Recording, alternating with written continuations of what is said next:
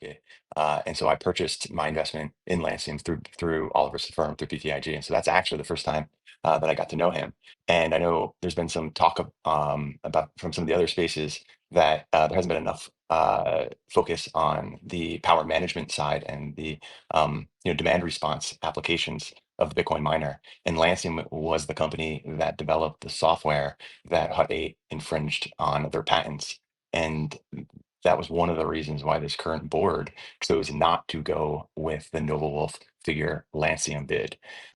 Let's hear this more slowly and see if what he is saying makes any sense. That Hut 8 infringed on their patents. And that was one of the reasons why this current board chose not to go with Figure Lancium bid.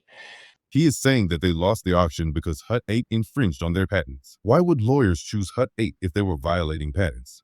Let's see what Hut 8 Investor Relations has to say about this.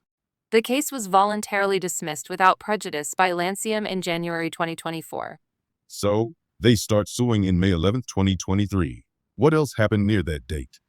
Fahrenheit Consortium won the bid. The accusation of Scott and Tom against Michael Abbate was that he pushed Lancium to pursue a lawsuit against Hut 8 to invalidate the winning bid. Why didn't they get selected?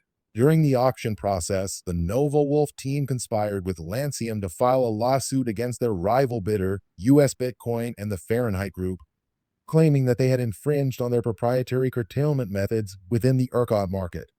And they did so in order to get an edge and to win. Anything else? I noted that they had submitted Michael Abbate, who I had encountered during the Celsius bankruptcy and was a bit troubled given my experience with him. Well, regardless, by February 21st meeting, you'd already personally decided that Mr. Abbate wasn't an appropriate fiduciary for the company, right? I never said that. I said I wanted to know if I had to notify the shareholders of his unethical behavior at the auction. Is your personal opinion that you never said it? Or is your personal opinion that he wouldn't make an appropriate fiduciary? I believe that would. It was Scott's term, that he wouldn't make an appropriate fiduciary, but I did agree. This means on March 6th, during Simon Dixon's live space, Michael Abbate already knew the case against Nova Wulf had been dismissed and that Lancium's claims lacked merit.